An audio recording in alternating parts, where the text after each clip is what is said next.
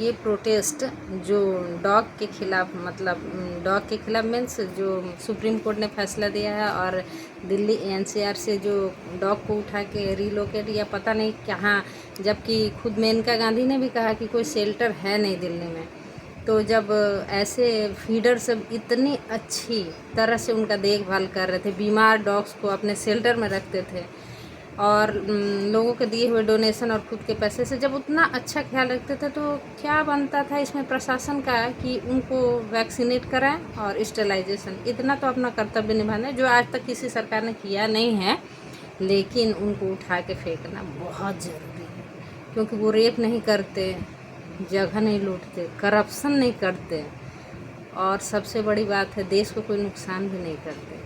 लेकिन हाँ, उनके साथ भले कुछ भी कर दो यार, पेट्रोल डाल दो, तेजाब डाल दो, एक्सीडेंट करके चले जाओ और फिर आराम से रहो।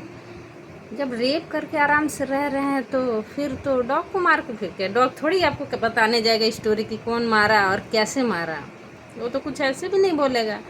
और फिर उसके खिलाफ खड़ा भी कौन होगा? कोई नहीं, बस ऐसे प्रोटेस्ट करते रहो, कुछ तो होगा नहीं, कोई सुनेगा कौन? इंसानियत ही नहीं। वो जो इतने, हम तो यही देख रहे हैं कि पूरे देश में जितना प्रोटेस्टरों के खिलाफ सैन्य बल खड़ा हो रहा है, उतना रेपिस्टों के खिलाफ कभी खड़ा होकर चौराहे पे उनको दर्दनाक मौत क्यों नहीं दिया? जो देशद्रोह कर रहे हैं उनको क्यों नहीं दिया भाई? मगर पता नहीं क्यों, अगर कुछ अच्छा काम करिए सोसाइटी के लिए, चलिए वो तो खुद से इतना स्टेप ले रहे हैं कि डोनेशन अपने पैसे लगा के शेल्टर खोलते हैं, उनको प्यार भी भरपूर देते हैं भाई, जो सरकार कभी दे नहीं सकती है। उनको प्यार कहाँ देगी? कूड़े की तरह डाल दीजिए, मर जाए, क्या होगा पता नहीं, वो तो मुझे नहीं मालूम। मेनका गांधी जी का जो मैंने वीडियो देखा उसके अकॉर्डिंग सरकार जो वैक्सीनेट नहीं कराती उतना खर्चे उठाएगी? असंभव सी बात है। जो कि सरकार, पता नहीं 79वां इंडिपेंडेंस डे मनाया गया, लेकिन क्या ही आज तक उनको जहाँ वैक्सीनेशन नहीं मिला कभी भी, वहाँ उनका देखभाल होगा, रख रखा होगा, उनका सेवा होगा? असंभव। अब पशुपतिनाथ से यही प्रार्थना है कि पशुपतिनाथ ही कुछ करेंगे और भूचाल तो आएगा, इसके लिए सब तैयार रहो। क्योंकि कहते हैं ना, विनाश काले विपरीत बुद्धि, मनुष्य कभी सुधरता नहीं है और उसका भुक्तभोगी तो होना ही पड़ेगा। क्योंकि अगर एक डॉग के बाइट से उसका इलाज ना करके पूरे डॉग्स को हटा देना है, तो मनुष्य तो यहाँ रात दिन दुष्कर्म कुकर्म क्या नहीं कर रहा, तो उसके लिए तो हर मनुष्य को भोगना स्वाभाविक है और वो तो होगा ही। फिर जब कोई भयानक बीमारियाँ महामारियाँ आएंगी तो लोग बोलते हैं ऐसा हो गया वैसा हो गया, ये तो अपनी करतूतों का फल है भैया, उससे क्या परेशान होना। रेडी रहिए, भोगिए और पशुपतिनाथ कभी भी माफ़ मत करिए इन पढ़े लिखे घटिया इंसानों को, जो रेपिस्टों को तो बर्दाश्त करते हैं लेकिन रक्षकों का नहीं, क्योंकि वो काट देते हैं और वो काट देते हैं। उनको जो लोग काटते हैं वो तो बेचारे बता भी नहीं पाते, उन्हीं के सामने खड़ा होकर फिर पूछ ही लाते हैं।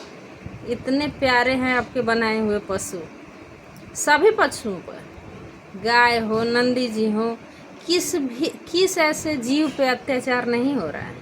और लोग तो क्या है, जीव है वो सोसाइटी को ख़राब कर रहा, गंदा कर रहा, ऐसा थोड़ी है, उसको रहने का थोड़ी हक है। हमको तो आज तक पता ही नहीं चला कि सिर्फ गुंडों को रहने का हक है। कहीं भी देखिए एक मजबूर इंसान हो या जानवर, कहीं उसकी कोई पूछ नहीं है और कोई उसके लिए खड़ा भी नहीं है। ये बहुत बड़ा अपराध है। शास्त्र भी कहता है, पशुपतिनाथ भैरव जी की सवारी, ये कहते हैं कि भाई जितना जीवों का नाश होगा धरती पर, प्रलय सुनिश्चित है, वो तो है ही और होगा भी, होना भी चाहिए। कर्मों का फल कौन भुगतेगा? लेकिन यही बात है ना, जो कर रहे हैं उन्हीं को सज़ा मिलती तो कितना अच्छा होता, और जो नहीं कर रहे हैं भुगतना तो इंसानी रूप है ना। राक्षस इन्हीं के बीच में बैठे हैं लेकिन मज़े में वही है। चलिए, ईश्वर से प्रार्थना है, महादेव करें कि ये जो नियम कानून पास हुआ है वो वापस हो जाए, वरना फैसला आप ही करिएगा महादेव, क्योंकि धरती पे तो किसी का सुनते नहीं है ये लोग। आप ही हैं जो चाहें तो क्षण में कुछ भी कर दें, और कर भी दीजिएगा महादेव। जो जीवों को सताए उनको कभी बर्दाश्त मत करिएगा। हर हर महादेव।